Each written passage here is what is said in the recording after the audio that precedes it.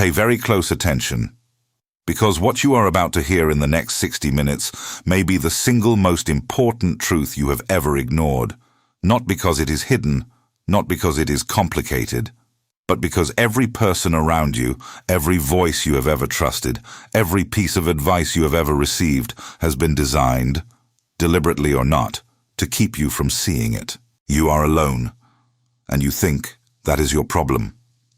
You sit in your room at night. The notifications have stopped. The phone is silent. The world outside your window moves without you, and somewhere deep inside your chest there is a weight, a pressure, a whisper that says something must be wrong with you, that everyone else figured out the game, that they are laughing, connecting, thriving, and you are here, still, quiet, alone. You have felt that weight before. Maybe you feel it right now, at this very moment. And I want you to know something before we go any further. That weight is a lie. Not a small lie, not a white lie.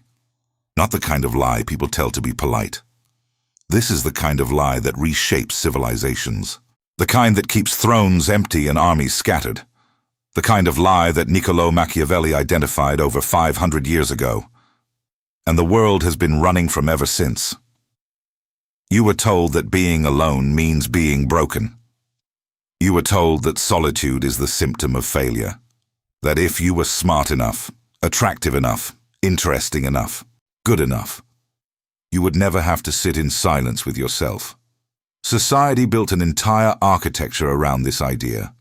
Social media, dating apps, networking events, group chats, team-building exercises. Every single one of them built on a single, unspoken assumption that you, by yourself, are not enough. And you believed it. Do not be ashamed. Almost everyone believes it. That is the power of a lie told by a million mouths at once. When everyone repeats the same falsehood, it begins to feel like oxygen. You breathe it without thinking. You build your life around it without questioning. And slowly, invisibly, you begin to make decisions, not based on what you need, but based on what will keep you from being alone. You stay in relationships that drain you. You laugh at jokes that are not funny. You attend events that bore you. You text people who never text first. You shrink your opinions to fit rooms full of strangers. You pour your energy into connections that give nothing back, and you call this living. You call this being social. You call this being normal. But Machiavelli would call it something else entirely. He would call it surrender. In The Prince, Machiavelli wrote something that most readers skim past, something buried in the ruthless logic of war and statecraft, but something that cuts far deeper than politics. He understood that the greatest vulnerability a leader can have is not a weak army, not a poor economy, not even a powerful enemy. The greatest vulnerability is the need to be accepted, because the moment you need approval, from a court, from a crowd, from a single person, you have handed them a blade and shown them exactly where to place it. And this is what you have been doing, not on a battlefield, not in a palace, but in your everyday life. Every time you felt the sting of loneliness and rushed to fill it, with a call, with a message, with a night out you did not want, you handed someone a blade. You said, without words, "I need you more than I need myself." And they heard it. They always hear it, not consciously, not maliciously, but on that deep animal level where humans assess power without thinking, they registered your need. And they adjusted their behavior accordingly. This is not cruelty. This is nature. The person who needs is always below the person who is needed. This is not opinion. This is the physics of human interaction, as constant and predictable as gravity. And the only way to escape it, the only way to rewrite the equation, is to become the person who does not need. Not the person who pretends not to need, not the person who plays hard to get. Not the person who puts on a mask of independence while quietly dying for a text back. That is performance, that is theater, and it fools no one. The person who does not need is the person who has gone into their solitude and discovered something so powerful, so complete, so terrifyingly self-sufficient that the presence or absence of others becomes irrelevant, not unwelcome, not rejected. Irrelevant. And that distinction, that razor-thin line between rejection and irrelevance, is where all true power begins. You have not understood this yet. That is why you are alone and suffering instead of alone and sovereign. But that changes now. What I'm about to walk you through is not a motivational speech. It is not a pep talk about loving yourself. It is not a list of affirmations to repeat in the mirror.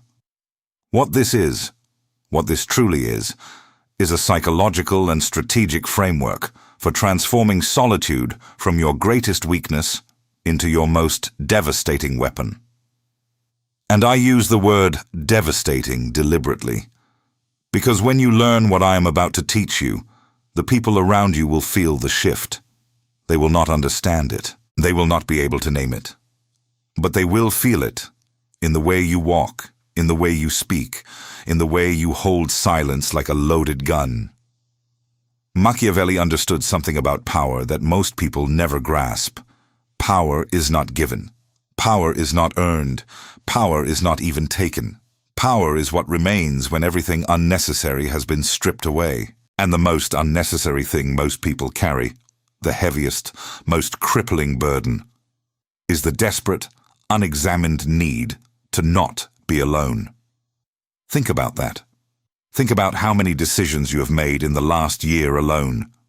The relationships you maintained, the invitations you accepted, the compromises you swallowed.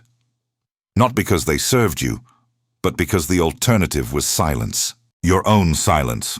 The silence of a room with no one in it, but you and your thoughts. And you were terrified of that silence, not because silence is dangerous, but because silence forces you to hear the one voice you have been running from your entire life, your own. There is a reason you avoid it. There is a reason the first thing you do when you wake up is reach for your phone.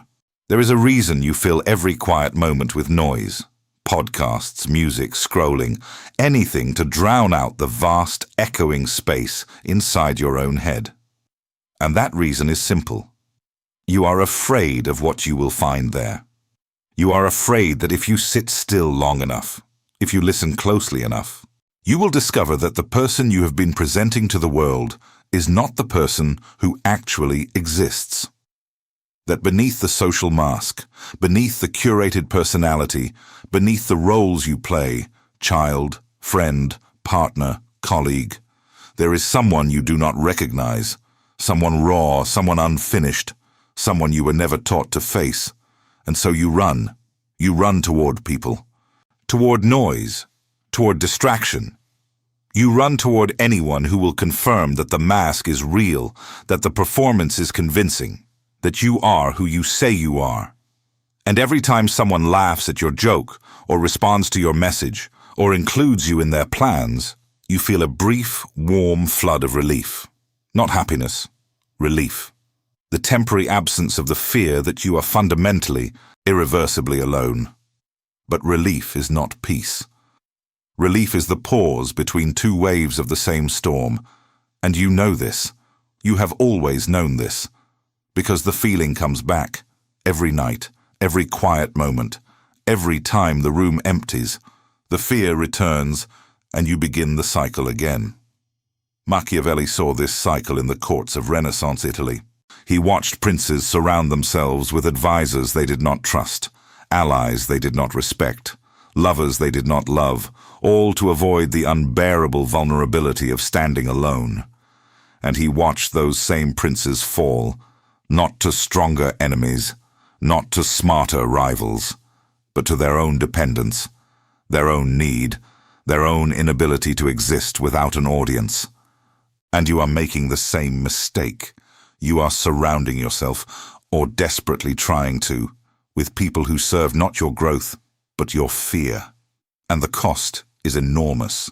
The cost is your power, your clarity, your authenticity, your ability to think without interference, to act without approval, to stand without applause. The cost is you. So here is the truth that no one has told you, the truth that this entire video exists to deliver. the truth that Machiavelli encoded in his writings, and that only those with the courage to be alone will ever fully understand. Solitude is not the absence of connection. Solitude is the presence of self. Read that again in your mind. Let it land. Solitude is not the absence of connection. Solitude is the presence of self. When you are alone and suffering, it is because the self you are left with is a stranger, an undeveloped, neglected, half-formed version of who you could be. You have spent so much time building relationships with others that you never built one with yourself. And now, when the world pulls away, as it always does, as it always will, you are left in a room with someone you do not know, and that is terrifying. But when you are alone and sovereign, when you have done the work of facing yourself, knowing yourself, becoming someone whose company you genuinely value, solitude transforms. It is no longer a prison, it is a throne room. It is the place where your clearest thoughts emerge, where your deepest strategies form, where the noise of the world falls away, and you can finally hear the signal beneath the static. This is what Machiavelli understood. This is what every great strategist, every true philosopher, every person who has ever moved the world understood.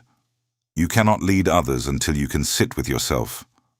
You cannot command a room until you can command your own silence. You cannot be powerful in the presence of others until you are powerful in the presence of no one. And if you are watching this video right now, if you clicked on this title, if something in those words, if you are alone, it is because you still have not understood this. Struck a nerve so deep that you had to press play, then you are ready. Ready to stop running, ready to stop filling, ready to stop performing, ready to sit in the silence and discover that the silence was never your enemy. It was your teacher. It was your weapon. It was the one thing everyone around you was afraid you would discover. Because the moment you stop needing them, the entire dynamic shifts, the entire game changes, and you become, for the first time in your life, truly dangerous. Not dangerous in the way of violence or cruelty. Dangerous in the way of a person who cannot be controlled, cannot be manipulated, cannot be bent or broken by the withdrawal of attention. Dangerous the way a king is dangerous, not because of what he does, but because of what he no longer needs. This is where we are going. This is what the next hour will build inside you. Not a technique, not a trick, a transformation. And it begins with a single uncomfortable act. Stay. When the room goes quiet, when the phone stays dark, when the world seems to move on without you, stay. Do not reach. Do not scroll. Do not call someone just to hear a voice. Stay in the silence. Let it press against you. Let it ask its questions. Let it show you who you are when no one is watching, when no one is measuring, when no one is keeping score. Because that person, the one who emerges when the performance stops, that is the person you have been searching for in every relationship, every friendship, every late-night conversation that left you feeling emptier than before. You were not searching for someone else. You were searching for yourself. And you will only find yourself in one place. The place no one else can go. The silence.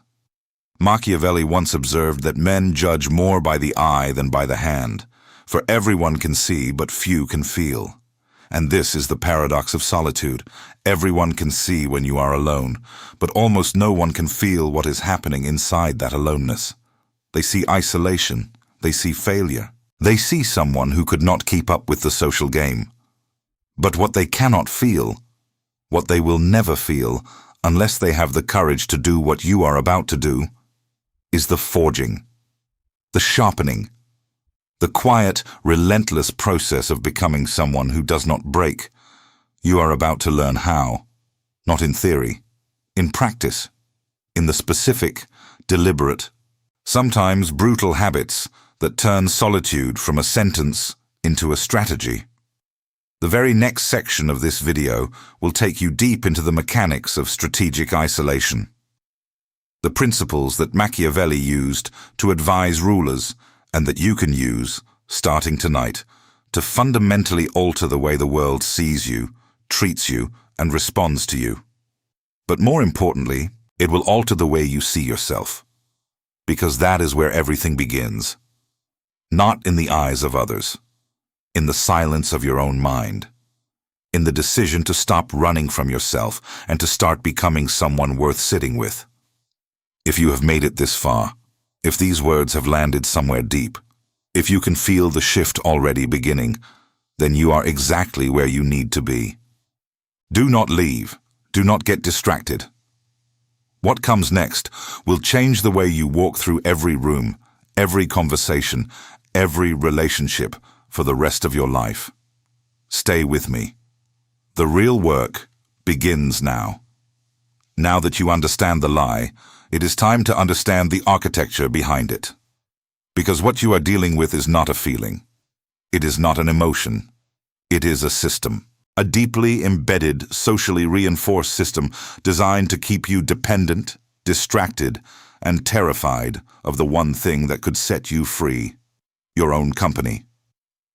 Machiavelli spent years in exile, after being stripped of his position, after being tortured and accused of conspiracy, after losing everything that the world told him made him valuable: his title, his influence, his connections.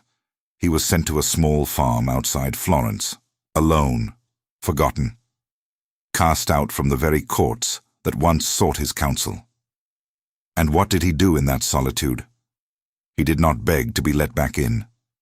He did not write letters of desperation to the powerful. He did not crumble. He wrote The Prince. He wrote one of the most influential texts in the history of political thought. Not in a palace, not surrounded by advisors, not in the heat of action, in silence, in exile, in the crushing absolute stillness of having no one to perform for, no one to impress, no one to answer to but himself. And that is not a coincidence. That is the lesson. The masterwork was not born from connection. It was born from its absence. The clarity that produced The Prince could only have come from a mind that had been forced, brutally, involuntarily, completely, to sit alone with itself. And this is where you need to pay very close attention, because there are 5 pillars of strategic solitude that Machiavelli embodied. 5 principles that separate the person who is crushed by aloneness from the person who is forged by it. And once you understand them, once you internalize them, once they become part of the way you move through the world, you will never fear an empty room again. The first pillar is this: solitude is the laboratory of identity. You do not know who you are. That is not an insult. It is a diagnosis. You think you know. You have a name, a job, a set of preferences, a collection of opinions that you believe define you. But ask yourself this: how many of those opinions are actually yours? How many of your preferences were shaped by the people around you? How many of the things you think you want are actually things you were taught to want? When you are constantly surrounded by others, your identity becomes a collaborative project. It is edited by every conversation, shaped by every expectation, trimmed to fit every social context you enter. You become a mosaic made from other people's fragments, and the terrifying part is that it feels normal. It feels like who you are, until you sit alone for long enough that the fragments begin to fall away. That is what solitude does. It strips the borrowed pieces. It silences the external voices. And it forces you to confront the raw, undecorated truth of who you are when no one is watching. Some people find that truth and are horrified. They discover that without the social scaffolding, without the roles and relationships and reflected identities, they are almost nothing. A hollow structure, a set of habits without a center, and that horror drives them back into the crowd. But the person who stays, the person who looks at that emptiness and says, "Good, now I know what I need to build," that person begins the real work. the work of constructing an identity from the inside out rather than the outside in. An identity that does not depend on the presence of others to exist.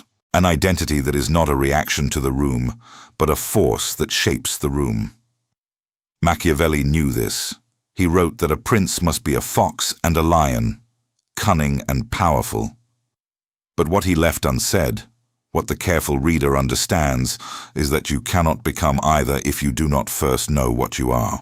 And you cannot know what you are if you never spend time in the only laboratory where that knowledge is forged: silence. The second pillar. Solitude reveals who is real. Here is a truth that will sting, but you need to hear it. You do not know who your real friends are. You think you do. You have a list. You have people you text, people you trust, people you would call at 3 in the morning. But you have not tested them. Not really. Not in the way that matters.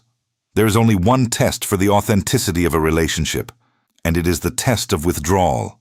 When you pull back, when you stop initiating, stop chasing, stop being the one who always reaches out. What happens? Who calls? Who checks in? Who notices the silence and is genuinely bothered by it? Most people are afraid to run this test. They are terrified of the answer. Because deep down, they suspect what Machiavelli stated plainly centuries ago, that most alliances are built on convenience, not loyalty, that most friendships are transactions, not bonds, that most people in your life are there because you are useful, not because you are valued. And when you withdraw, when you enter a period of genuine solitude and let the silence do its work, the truth emerges with surgical precision. The people who were there for what you provided will vanish. The people who were there for who you are will remain. And you will be left with a smaller circle, yes, but a circle made of iron instead of paper. This is not cynicism. This is strategy. Machiavelli did not hate people. He understood them. He understood that human beings are fundamentally self-interested, that loyalty is rare and conditional, and that the wise person builds their life around that reality rather than against it. You do not need 100 connections. You need 3 that would bleed for you. And you will never know which 3 those are until you have the courage to disappear for a while and see who comes looking. The third pillar. Solitude sharpens perception. When you are constantly in conversation, constantly interacting, constantly processing the words and emotions and body language of others, your mind operates like a camera with the aperture wide open. Everything floods in.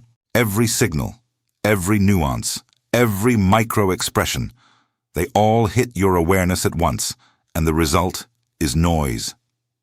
You see everything and understand nothing. But when you step away, when you spend time in genuine isolation, processing nothing, responding to nothing, performing for nothing, something extraordinary happens. Your perception narrows and deepens, the aperture closes, and when you re-enter the social world, you see things you could not see before. You notice the pause before someone answers a question. You notice the shift in someone's posture when a particular topic is raised. You notice the way a person's smile does not quite reach their eyes. The way someone redirects a conversation away from a subject that makes them uncomfortable. The way a room changes when a certain person enters or leaves. Machiavelli was legendary for this kind of observation. His political writings are filled with insights so precise, so surgically accurate about human behavior, that they read like the notes of a man who spent years watching from the outside. And that is exactly what he was. An outsider, an exile, a man who watched the game from beyond its walls and because of that distance saw it more clearly than anyone on the field. This is what solitude gives you.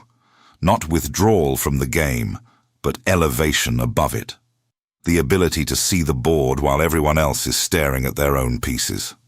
And that ability, that cold, clear, elevated perception, is the single most valuable skill you can develop in a world that rewards those who understand people and punishes those who merely react to them. The fourth pillar. Solitude builds emotional sovereignty. There is a word for the state that most people live in, and that word is reactive. They react to compliments. They react to criticism. They react to attention and to its absence. Their emotional state is a weather vane, spinning in whatever direction the last interaction pointed it. Someone praises them, and they soar. Someone ignores them, and they spiral. Someone insults them, and they burn for hours, replaying the moment, crafting responses they will never deliver, losing sleep over words that the other person has already forgotten. This is not living. This is being lived. It is allowing every person you encounter to reach inside your chest and adjust the dial of your emotional state. And the reason they can do this, the reason you hand them that access without even thinking, is that you have never developed the ability to generate your own emotional equilibrium. Solitude forces you to develop it. When there is no one to validate you, you learn to validate yourself. When there is no one to comfort you, you learn to comfort yourself. When there is no one to entertain you, to distract you, to pull you out of your own head, you learn, slowly, painfully, necessarily, to become your own source of stability, your own anchor, your own ground. And once you have that, once you have built that internal foundation, the external world loses its grip, not because you become cold, not because you stop feeling, but because your feelings are no longer dictated by the presence or absence of others. You feel deeply, but from a place of sovereignty, not dependence. You are moved by life, but not blown around by it. Machiavelli described the ideal ruler as one who is feared rather than loved. Not because fear is desirable, but because love is conditional. Love depends on the giver. Fear depends on the receiver. And the strategic mind always prefers the variable it can control. Emotional sovereignty is the personal equivalent of this principle. When your stability depends on yourself, on the work you have done in solitude to know yourself, anchor yourself, complete yourself, then no one can take it from you, because it was never theirs to give. The fifth pillar, solitude generates gravity. This is the pillar that changes everything visible. The first four are internal. They happen inside you, in the quiet, in the dark, where no one can see. But the fifth pillar is the one the world notices. It is the one that shifts the way people treat you, respond to you, orbit around you. When you have spent time alone, real time, transformative time, the kind of time that most people will never endure, something changes in your presence. It is not something you can fake. It is not a posture or a technique or a look. It is a frequency, an energy, a gravitational pull that comes from the simple fact that you are a person who does not need the room but has chosen to be in it. People feel this. They cannot articulate it. They do not know why the person in the corner who has barely spoken all night seems more interesting than the person who has been talking for an hour. They do not know why the person who does not chase attention somehow commands more of it. They do not know why the quiet one, the still one, the one who seems perfectly content to be alone, generates a magnetic pull that the loudest person in the room cannot match. But Machiavelli knew. He knew that scarcity creates value, that what is rare is desired, that the person who is always available is taken for granted, while the person who is selectively present becomes an event. Not because they are playing a game, not because they are manipulating perceptions, but because they have done something so rare, so profoundly unusual in a world addicted to connection, that their very existence becomes a statement. They have chosen themselves, over the crowd, over the noise, over the desperate, grasping need to be included. They have looked at solitude and said, "This is not my punishment, this is my kingdom."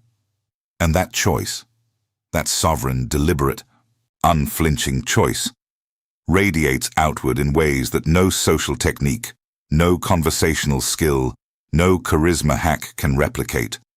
You cannot fake gravity. You can only earn it. and you earn it in the silence. These 5 pillars, identity, revelation, perception, sovereignty, and gravity, are not separate skills. They are stages of a single transformation. A transformation that begins the moment you stop running from solitude and start running toward it.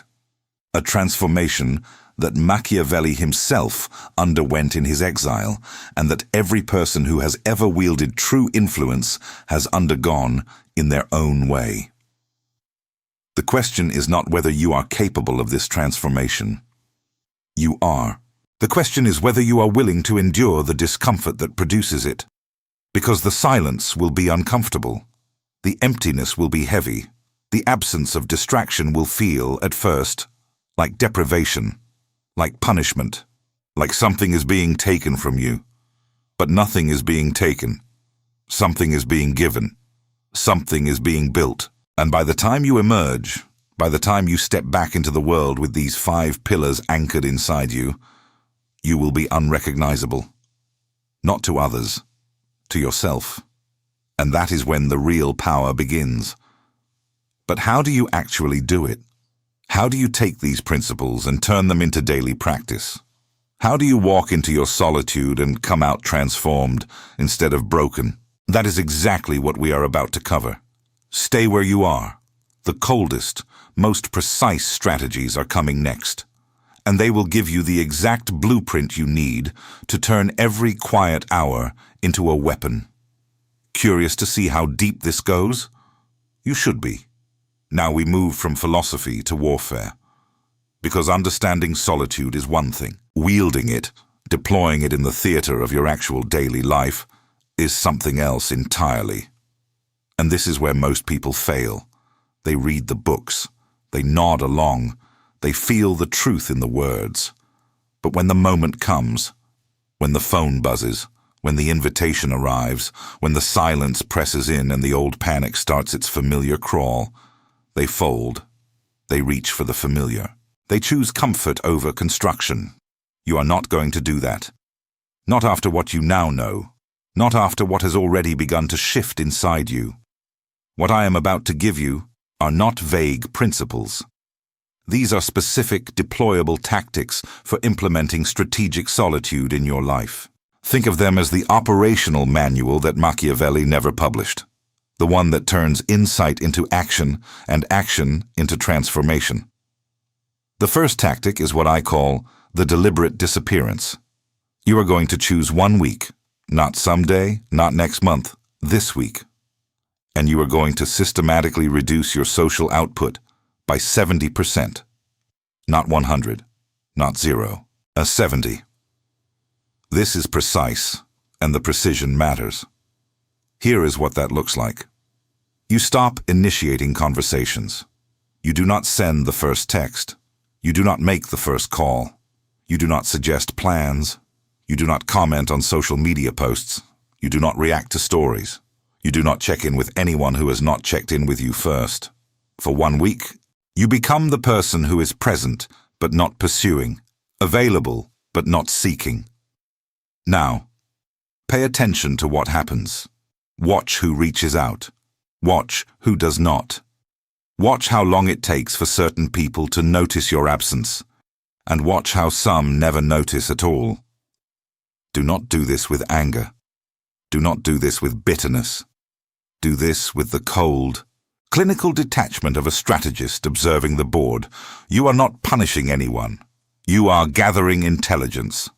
Machiavelli wrote that the first method for estimating the intelligence of a ruler is to look at the men he has around him. And the first method for estimating the reality of your relationships is to see what happens when you stop holding them together. If a relationship only exists because you maintain it, it is not a relationship. It is a performance. And you are both the actor and the audience. The deliberate disappearance will show you, in 1 week, what most people spend years trying to figure out through conversation and confrontation. It will show you who is real.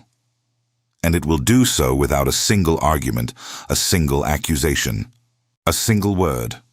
Just silence, just absence, just the most elegant test ever designed. But here is the part that most people are not ready for. Here is the part that separates the curious from the committed.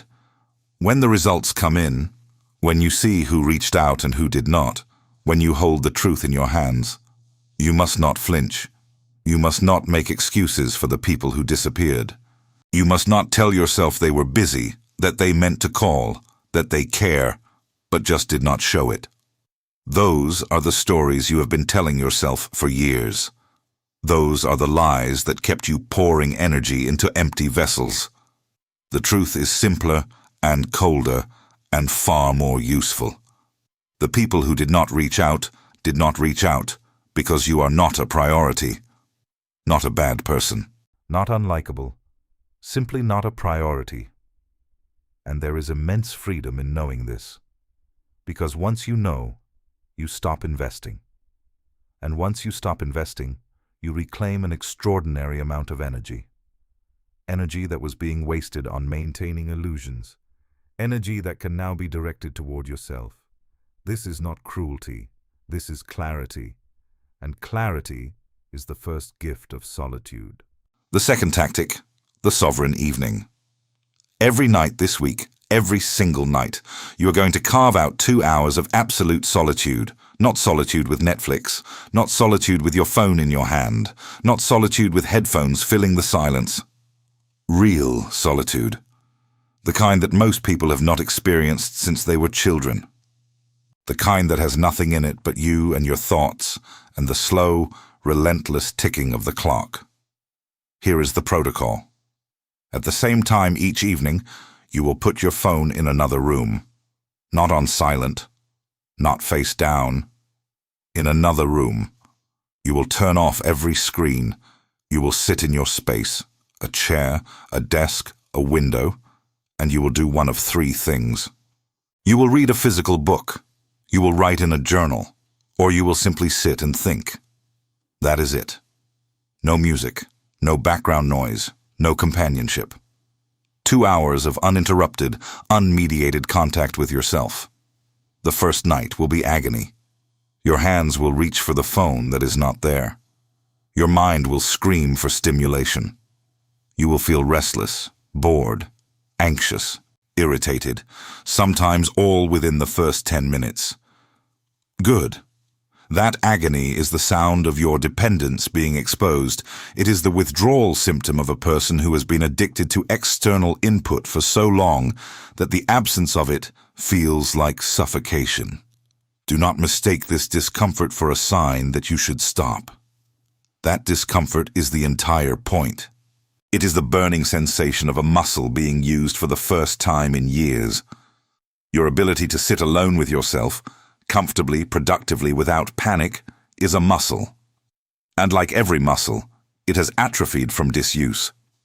You have been outsourcing your mental and emotional stability to other people, to screens, to the constant drip of external stimulation, for so long that the machinery of self-reliance has rusted shut. The sovereign evening is the oil that gets it moving again. By the 3rd night, something begins to change. The restlessness fades, not completely, not dramatically, but noticeably. The silence stops feeling empty and starts feeling spacious. Your thoughts, which on the first night raced and spun and ricocheted like animals in a cage, begin to slow down. They begin to organize. They begin to deepen. You will notice that you are thinking about things you have not thought about in months, years perhaps. Questions about your life that you have been too busy, too distracted, too afraid to confront. Questions about what you actually want, as opposed to what you have been taught to want. Questions about who you are becoming, as opposed to who you have been pretending to be. By the 5th night, the silence becomes something you look forward to. Not because it is easy, but because it is real. Because in those 2 hours, you are not performing for anyone. You are not adjusting your personality to fit a room. You are not monitoring the reactions of others to calibrate your own behavior.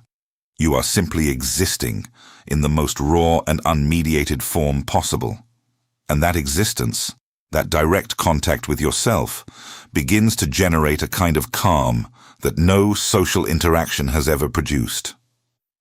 By the seventh night, you will not want to stop. You will have discovered something that no amount of social interaction can provide, the experience of your own mind in its natural state. Unhurried, unperformed, uncurated. And in that state, insights will emerge that have been waiting years to surface about your life, your direction, your relationships, your purpose.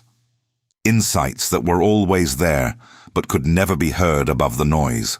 Machiavelli did his deepest work in the evenings. After days spent among farmers and common people in his rural exile, he would retreat to his study, put on the robes of a courtier, and enter what he called the courts of the ancients, the world of great thinkers and great ideas. He described these evenings as the hours when he was most himself, not the exiled bureaucrat, not the disgraced diplomat, but the mind that would change the course of political thought forever. Your sovereign evenings are the same.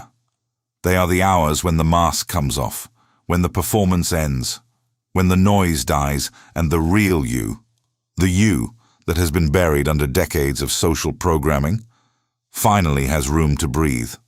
Do not skip these. Do not shorten them. Do not compromise them. They are not leisure. They are the forge. The third tactic, the strategic response delay. From this moment forward, you are going to fundamentally change the way you respond to communication, not the content of your responses, the timing. Because timing, as Machiavelli understood better than almost anyone in history, is the single most powerful variable in any interaction. Here is the rule.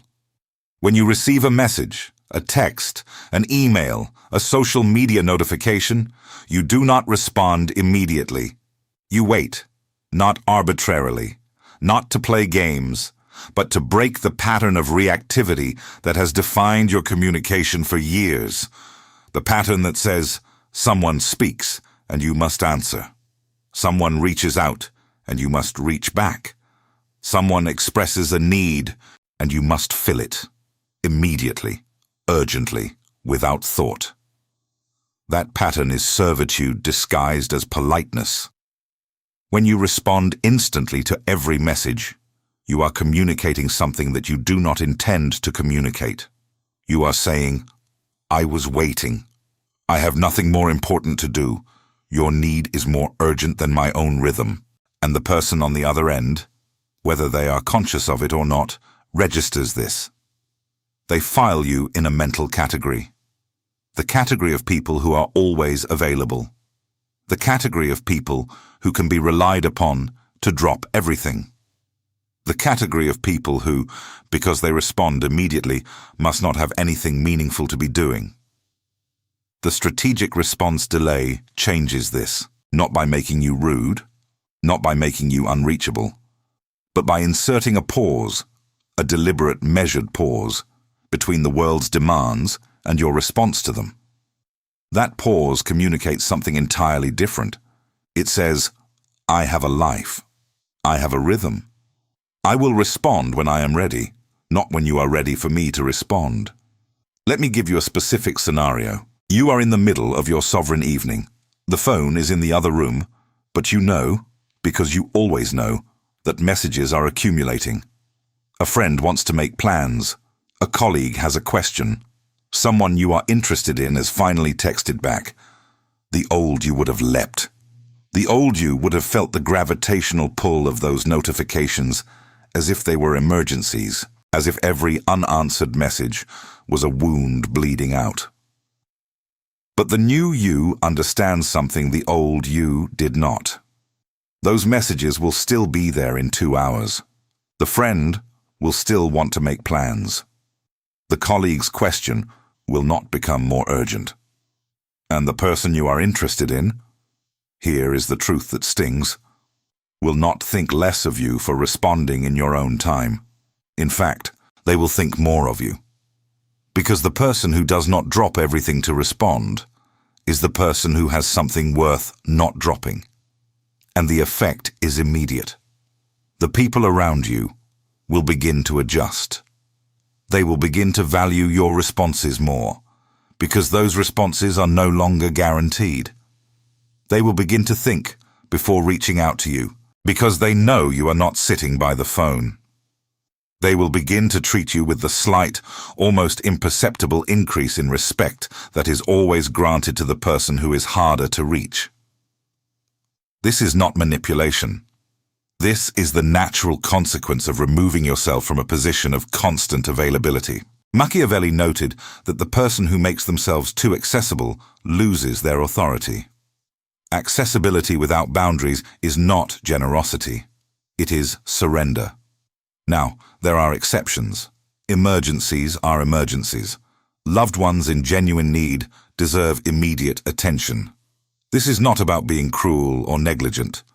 This is about the 90% of daily communication that is not urgent, not important, and not deserving of your instant attention.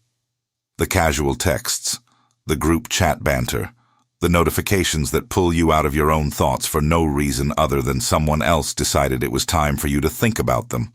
Reclaim your time, reclaim your attention, respond on your schedule, and watch how the world adjusts to your rhythm instead of you adjusting to theirs. The fourth tactic, the silence in conversation. This one is perhaps the most powerful of all because it operates in real time, in the moments where your old habits are strongest. In the middle of a conversation. Here is the pattern you are going to break. When someone says something, you respond immediately, automatically, sometimes before they have even finished speaking. You fill every pause. You answer every question. You react to every statement. Your mind is a continuous loop of reception and response, and there is never a gap. From now on, there will be gaps.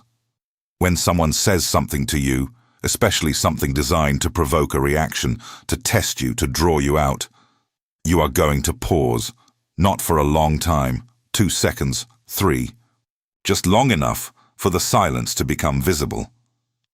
Just long enough for the other person to notice that you did not react the way everyone else does.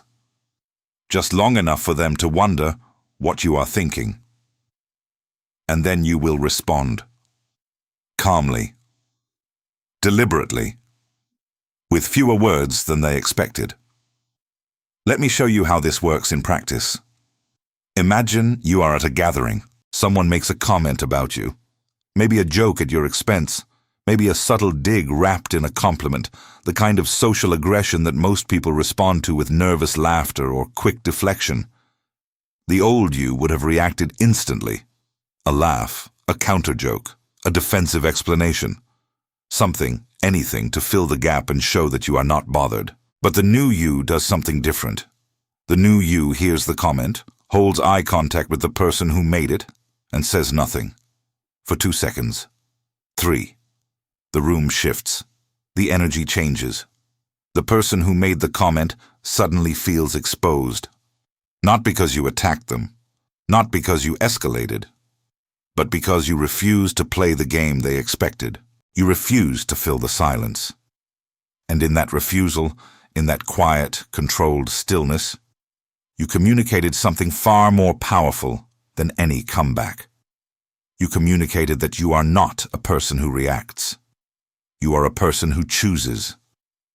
And then, when you do respond, a measured word, a slight nod, a single sentence that addresses the comment without matching its energy, the room recalibrates. Not consciously, not dramatically, but the people watching now have a different understanding of who you are.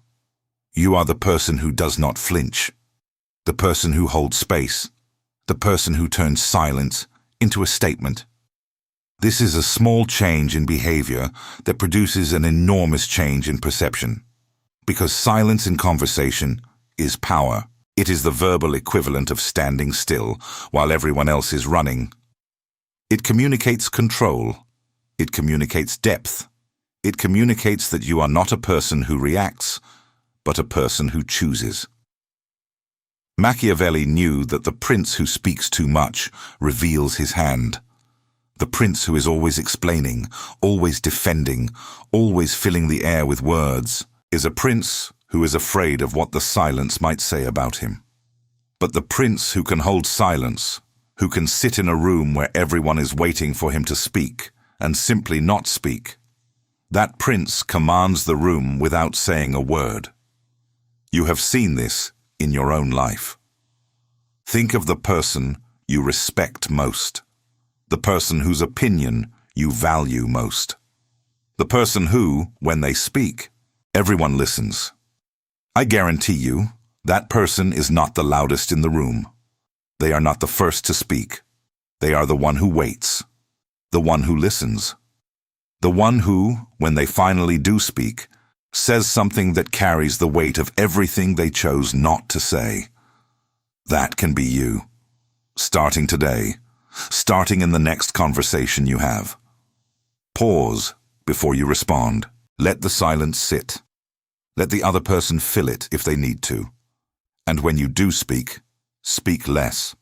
Say only what matters. Remove the filler, remove the qualifications, remove the nervous laughter and the hedging and the automatic agreement. Say what you mean and nothing more.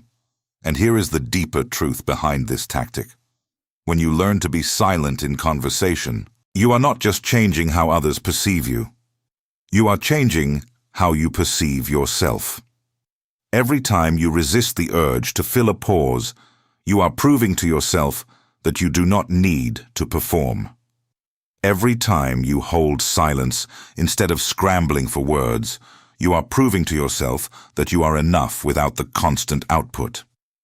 Every time you choose stillness over reaction, you are reinforcing the deepest truth of this entire video, that your value is not determined by how much you give, how much you say, or how quickly you respond.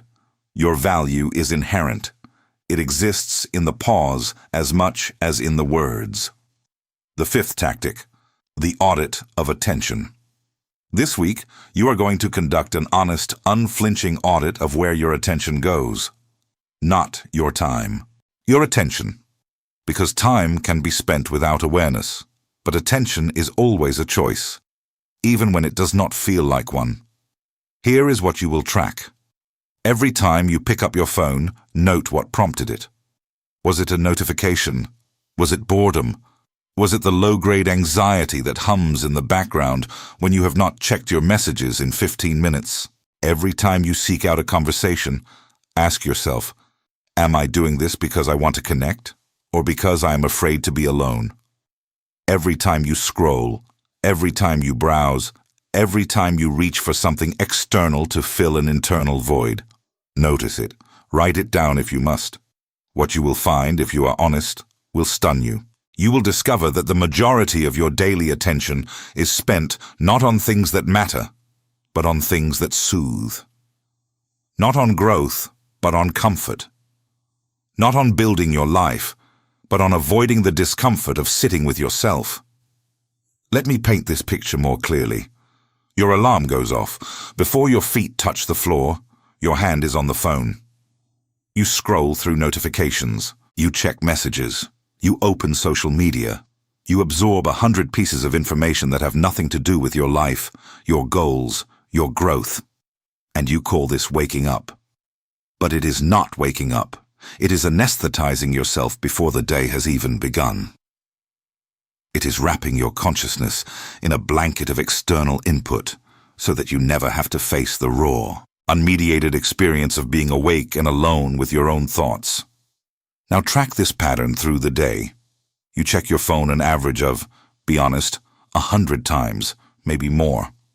Each check is a micro-escape, a tiny vacation from yourself, a brief, desperate glance outward because the view inward is too unfamiliar, too uncomfortable, too real.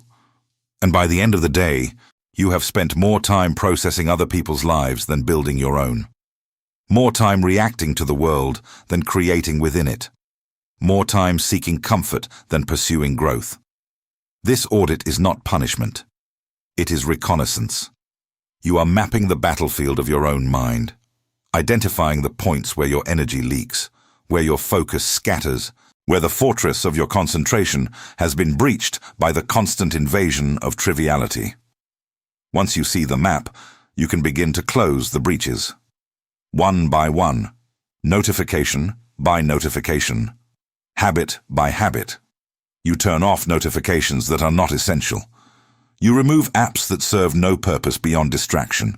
You set specific times for checking messages, twice a day, perhaps 3, and you hold to those times with the discipline of a soldier on watch. You create boundaries around your attention, the way a general creates boundaries around a territory. Not because you are rigid, because you understand that what is not protected is lost. And here is what happens when you reclaim your attention. You will have more of it, obviously. But it is not the quantity that changes your life, it is the quality. When your attention is no longer scattered across 100 trivial inputs, it concentrates, it deepens, it becomes a lens instead of a spray. And through that lens, everything you do, your work, your thinking, your interactions, your creativity, becomes sharper, more focused, more potent, more alive. Machiavelli wrote that there is nothing more difficult to take in hand, more perilous to conduct, or more uncertain in its success than to take the lead in the introduction of a new order of things. And that is exactly what you are doing. You are introducing a new order, a new way of existing, a way that prioritizes depth over breadth, quality over quantity, self over crowd. The sixth tactic, the sacred no.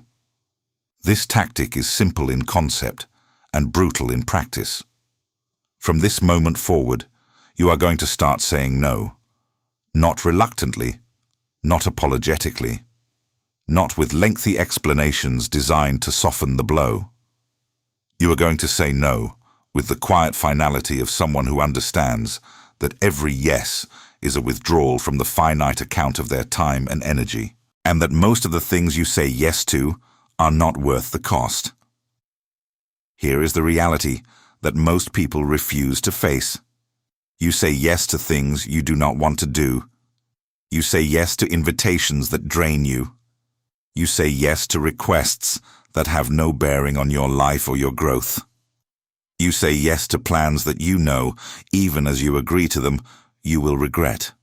And you do this for one reason. You are afraid that saying no will cost you connection, that the other person will be offended, that you will be seen as difficult or selfish or, worst of all, alone.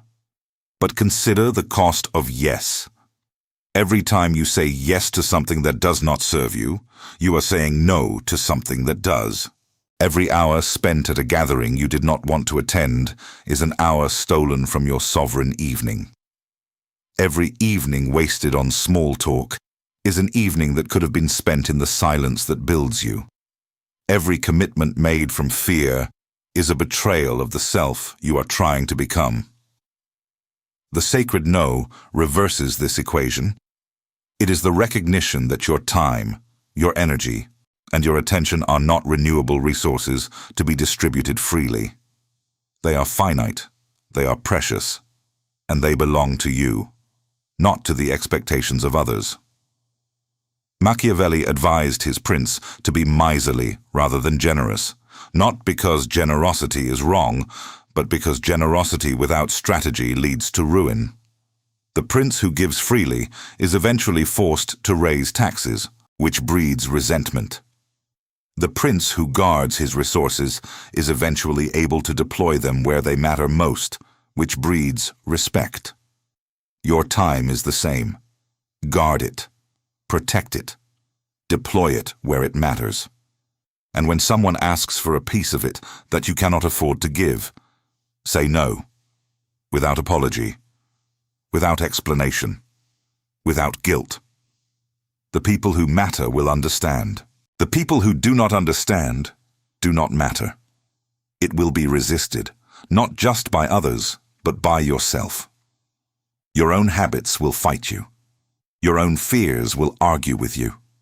The voice in your head that says, you should text them back, and you should go out tonight, and you should not be sitting here alone. That voice will be loud. Louder than anything I have said in this video. But that voice is not you. That voice is the echo of a lifetime of conditioning. The residue of a world that needs you to stay dependent, stay distracted, stay afraid of the silence. And every time you override that voice, every time you choose the sovereign evening over the social invitation, the strategic delay over the instant response, the pause over the reaction, the sacred no over the fearful yes, you are not just building a habit, you are building a fortress of the mind, a fortress of the self, a fortress that no external circumstance, no rejection, no abandonment, no withdrawal of attention can breach. Because inside that fortress is a person who has done the hardest thing a human being can do. They have learned to be alone. And they have discovered that alone is not just enough. Alone is everything.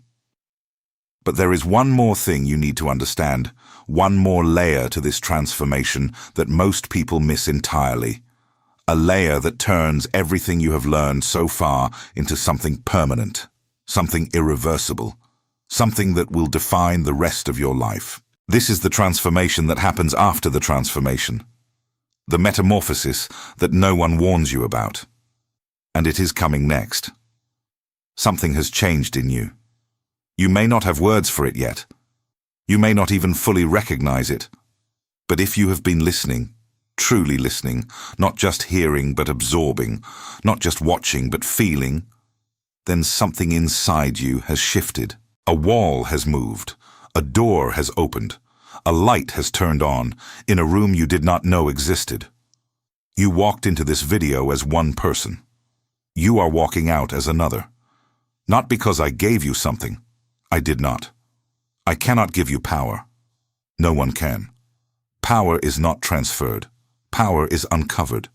It was inside you, buried under years of noise, under decades of distraction, under a lifetime of being told that your value depends on how many people want to be around you. And all I did, all this entire hour did, was strip away the layers that were hiding it.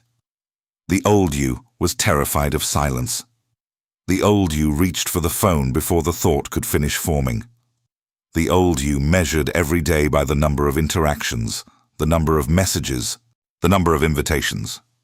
The old you believed, with the deep, unexamined certainty of someone who has never questioned it, that being alone meant being less. That person is fading, not dying, fading, like a shadow at noon, like a voice at the end of a long corridor.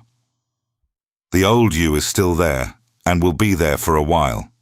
Habits do not vanish in an hour. Conditioning does not dissolve in a single video. But the structure has been cracked.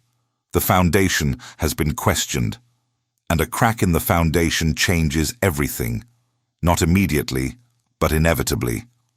What is emerging in its place is something you have never been before. Something you may not have language for yet. So let me give you the language. You are becoming sovereign, not successful, not confident, not popular, sovereign. There is a difference, a vast, unbridgeable, fundamental difference. Success is external. It depends on outcomes, on recognition, on metrics that the world controls. You can be successful and still feel hollow. You can achieve every goal you ever set and still lie awake at night wondering if any of it matters. Success fills the resume, but not the soul. And the moment the external metrics shift, the job is lost, the money dries up, the recognition fades. Success evaporates like mist under sunlight. It was never yours. It was always borrowed. Confidence is conditional. It rises and falls with circumstances, with feedback, with the mirror of other people's reactions. You feel confident when things go well. You feel shattered when they do not. Confidence is a fair-weather friend. It shows up for the victories and disappears for the defeats. And because life is an unrelenting series of both, confidence becomes an unreliable foundation. You build on it, and it shifts. You lean on it, and it gives way. Popularity is borrowed. It belongs to the crowd, and the crowd can revoke it at any moment for any reason without warning. The popular person is a hostage.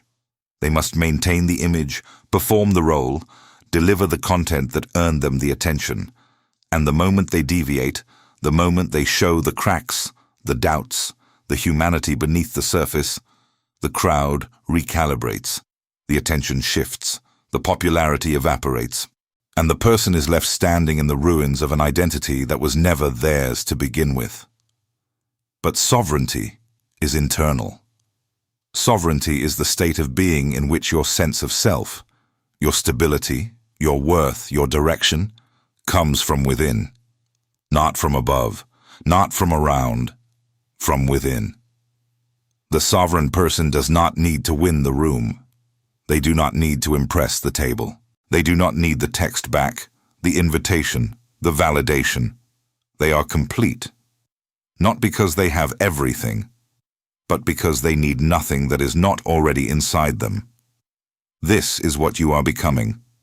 This is what the silence is building. Not a new mask, not a better performance, an entirely new foundation. One that does not depend on the world to hold it up.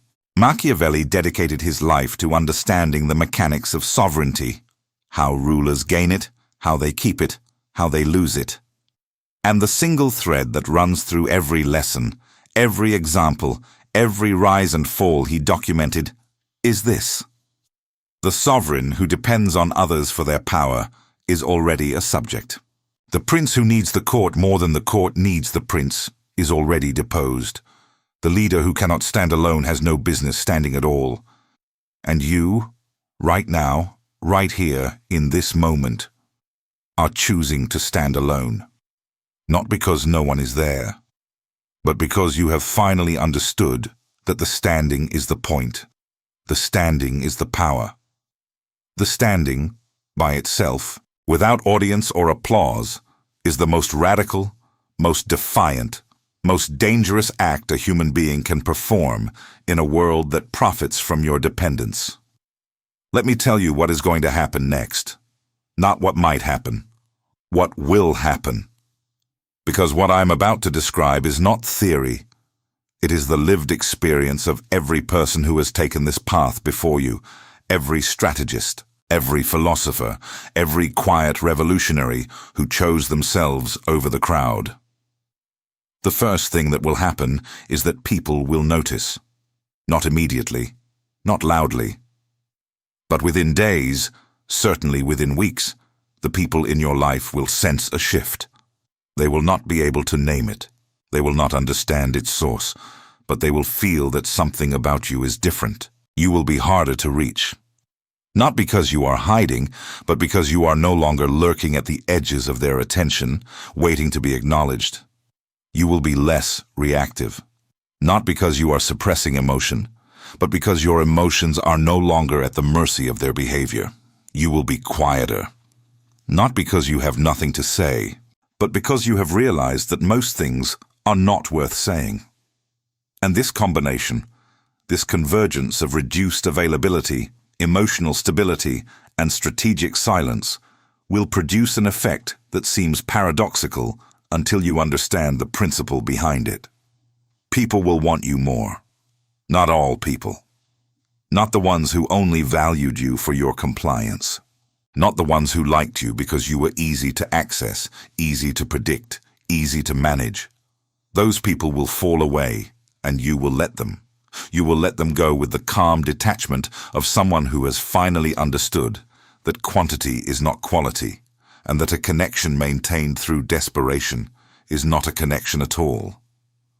But the people who remain, the real ones, the rare ones, the ones who see you clearly and choose you deliberately, they will draw closer. They will respect you more. They will trust you more.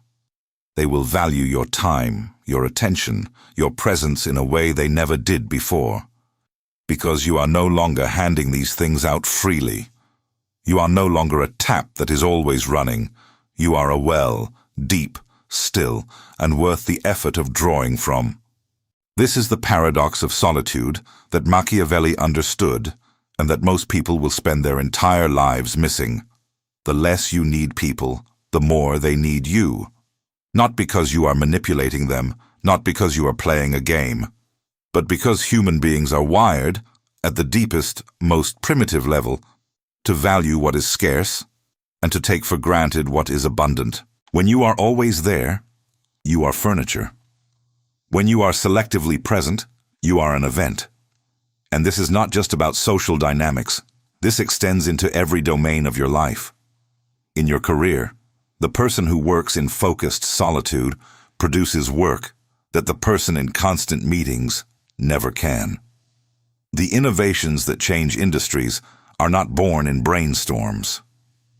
They are born in quiet rooms, late at night, by people who had the discipline to sit alone with a problem until the problem surrendered. Every great creator, every writer, every scientist, every strategist, every entrepreneur who built something that lasted, did so not in spite of their solitude, but because of it. The silence gave them something that collaboration cannot: uninterrupted contact with their own genius. The space to follow a thought to its conclusion without someone interrupting to ask a question or offer an alternative. The freedom to fail privately, to iterate quietly, to refine and perfect before the world ever saw the result. Think about the work you do when you are alone versus the work you do when you are surrounded. In a room full of people, your mind divides. Part of it is on the task. Part of it is on the room. Who is watching? Who is judging? Who is impressed? Who is bored? You perform your work as much as you perform it, and the result is diluted, adequate, safe, unremarkable, but alone, truly alone, with no audience and no distraction, your mind converges. All of it. Every ounce of focus, every thread of creativity, every spark of insight. It converges on the task with a force that can only come from the absence of division. And the result is different. It is sharp. It is deep. It is the kind of work that makes people ask, "How did you do that?" And the answer is always the same, even if they do not understand it. I did it alone. In your health, the person who can be alone with themselves is the person who can sustain the discipline of physical transformation. Every workout is a form of solitude. Every set, every rep, every moment of strain is a negotiation between you and yourself, with no one else involved. The person who cannot sit with discomfort in silence will not sit with discomfort under a barbell. The person who cannot tolerate boredom alone will not tolerate the tedious, repetitive, unglamorous work that real physical change demands.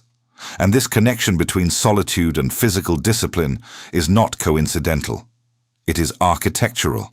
The same muscle that allows you to sit in silence, the muscle of self-regulation, of delayed gratification, of choosing discomfort over ease, is the muscle that allows you to push through the last set, to say no to the meal that tastes good but serves nothing, to wake up early when the bed is warm and the world is quiet. Solitude trains this muscle. Every sovereign evening, every moment of chosen silence, every time you resist the urge to reach for the phone, you are training the same capacity that will carry you through every physical challenge you will ever face. In your mind, the person who practices solitude develops a clarity of thought that the perpetually connected person simply cannot match. Your mind is a blade. Connection is the sheath. Solitude is the whetstone. You need both. But you have been keeping the blade sheathed for so long that you have forgotten it is sharp. It is time to unsheathe it. In your relationships, and this is perhaps the most profound transformation of all, the person who has mastered solitude loves differently, more deeply, more clearly, more honestly, because their love is no longer contaminated by need. When you enter a relationship from a place of need, when you need the other person to complete you, to validate you, to fill the silence, the relationship is built on a fracture. It is a crutch, not a partnership. And crutches work only until the weight becomes too much. But when you enter a relationship from a place of sovereignty, when you are already complete, already stable, already at peace with your own company, the relationship becomes something entirely different. It becomes a choice, a deliberate, clear-eyed, unclouded choice to share your life with someone not because you need them, but because you want them. And that distinction, need versus want, dependence versus choice, is the difference between a relationship that suffocates and a relationship that breathes. The person who has mastered solitude does not cling. They do not grasp. They do not lose themselves in the other person. They hold their center. They maintain their sovereignty. And paradoxically, this makes them a better partner, a better friend, a better presence in every relationship they enter. Because they bring something to the table that most people cannot. A self. A whole, undivided, unconditioned self that does not require the other person to exist. This is what Machiavelli understood, even if he expressed it in the language of statecraft rather than the language of the heart. The prince who rules from need is a tyrant. The prince who rules from strength is a leader. And the person who loves from need is a prisoner. The person who loves from sovereignty is free.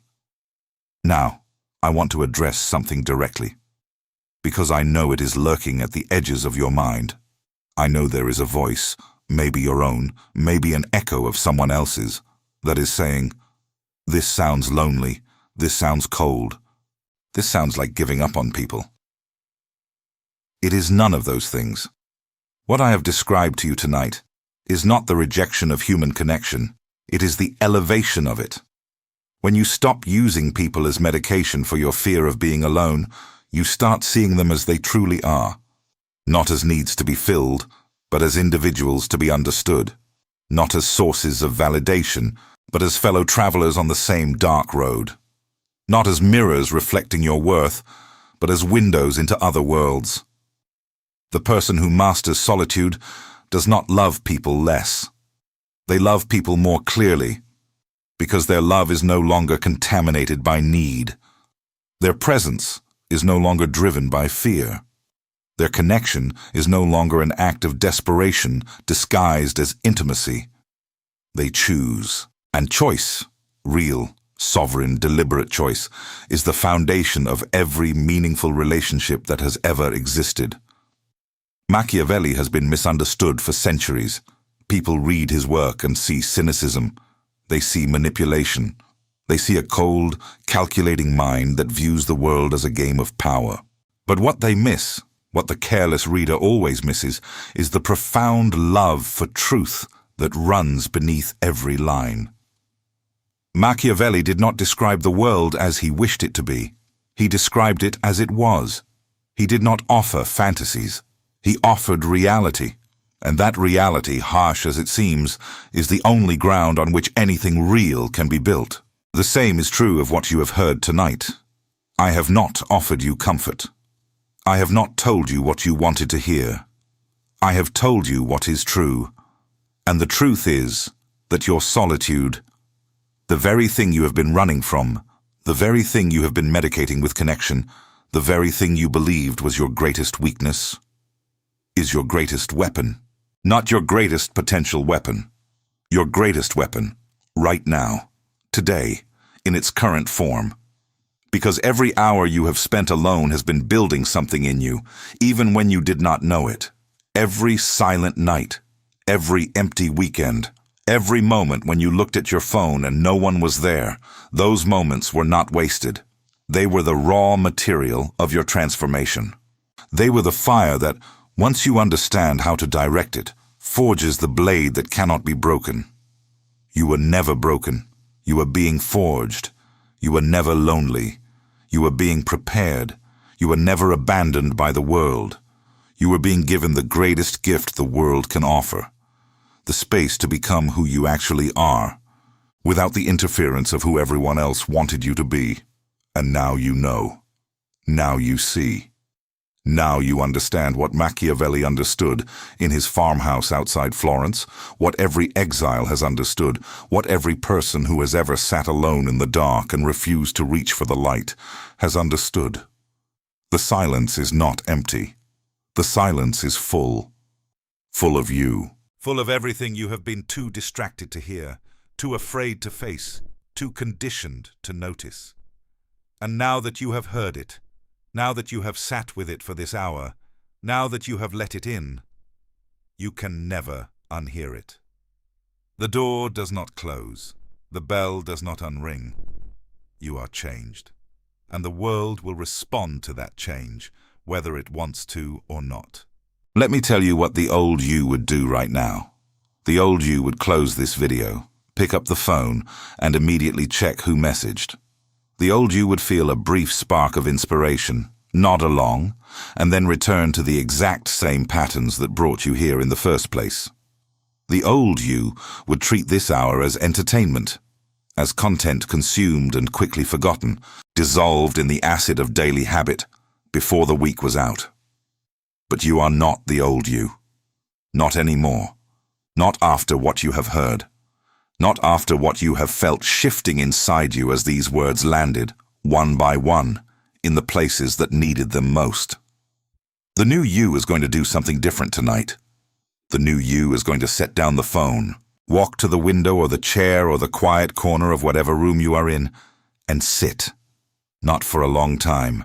5 minutes. 10.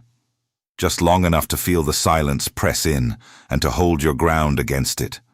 Just long enough to prove, to yourself, to no one else, because no one else needs to know, that you can do the hardest thing, that you can be alone, that you can stay. And when you do, when you sit in that silence and you do not run, do not reach, do not fill, you will feel something.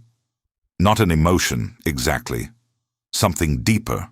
Something more structural, a settling, a grounding, the sensation of a foundation being laid in a place where there was only sand before. That is the beginning. That is the first stone of the fortress. And every night after this one, you will lay another stone, and another, and another, until the fortress is complete. Until the walls are high and the foundation is deep and the silence inside is not a prison but a throne room. Your throne room.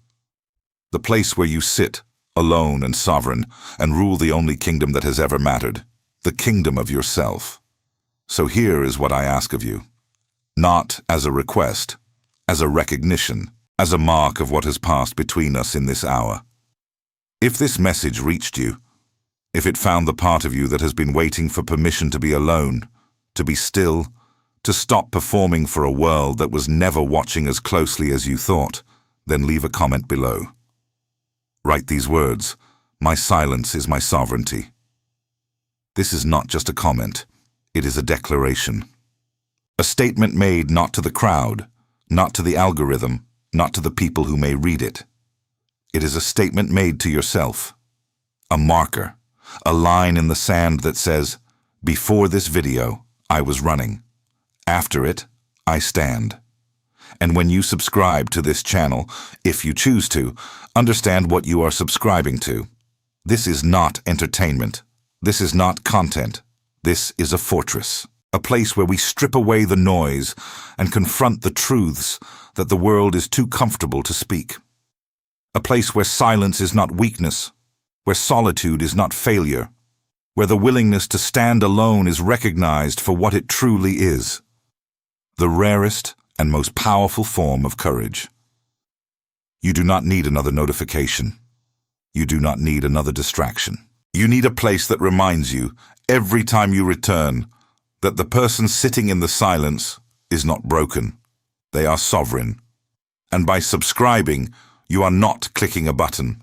You are joining a quiet revolution, a movement of people who have decided that they would rather carry the weight of their own presence than beg for the relief of someone else's approval. This is that place. Now go. Walk away from this screen. Set the phone down. Sit in your room tonight, and for the first time, do not fill the silence. Let it fill you. Let it show you who you have been becoming without your knowledge, without your permission, without your awareness. Let the silence speak. And when it does, when it finally tells you what it has been trying to tell you all along, you will understand why Machiavelli wrote his masterpiece not in the courts of power, but in the quiet of exile. You will understand why every great mind in history cherished solitude not as a punishment, but as a privilege. You will understand why the people who move the world are not the ones who shout the loudest, but the ones who learn to listen to the silence first. Because the greatest power is not found in the presence of others. It is forged in their absence. Go now. And may your solitude be your throne, not your prison. May your silence be your weapon, not your wound. May you walk through every room, every conversation, every relationship from this moment forward with the quiet, devastating certainty of a person who has finally understood the one truth that changes everything. You were never meant to be found by someone else. You were meant to find yourself. And you just did.